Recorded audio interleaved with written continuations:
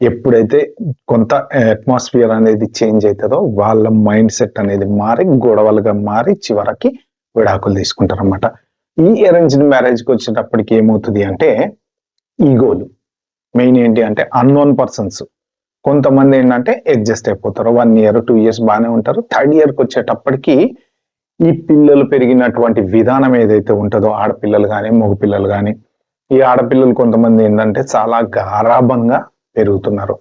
పిల్లలు కూడా ఎలా అంటే ఒకప్పుడు ఏంటంటే అమ్మ తప్పమ్మా ఇది ఇలా చేయకూడదమ్మా అంటే సరే అనేవాళ్ళు. ఇప్పుడు ఎదురు తిరిగి మాట్లాడుతున్నారు. ఎందుకు చేయకూడదు ఏంటి అన్ని ఏంటంటే వాళ్ళు ఏజ్ పెరుగుతున్న కొద్దీ వాళ్ళు ఏంటంటే మేము పెద్దోళ్ళు అవుతున్నాం, మేము ఎదురు తిరగచ్చు అనేటువంటి మెంటాలిటీని అడాప్ట్ చేసుకుంటున్నారు. అంటే ఇప్పుడు ఇది అందరూ అని నేను చెప్పట్లేదండి, ఒకళ్ళిద్దరు మాత్రమే అలా చేస్తారు. మిగిలిన వాళ్ళు నార్మల్గా ఉండేవాళ్ళు మంచిగా ఉండేవాళ్ళు ఉంటున్నారు. అయితే అడ్జస్ట్మెంట్ అనేది ఎక్కడ అంటే 2 వైపుల నుంచి ఉండగలిగితే ఓకే ఫైన్. లేదు కొంతమంది ఏంటంటే ఒక్కళ్ళే అడ్జస్ట్ అవుతూ ఉంటారు. పోనీ పెంట మనకి ఎందుకని చెప్పి కామ్గా ఉంటాం.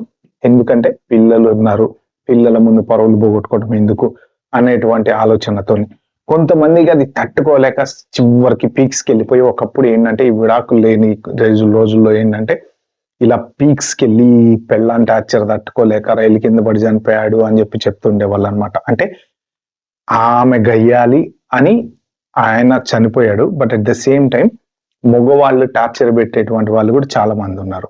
దానికి తగ్గట్టు వీళ్ళు కూడా ఇల్లు వదిలేసి వెళ్ళిపోవటాలు ఏవో చేసేవాళ్ళు అనమాట.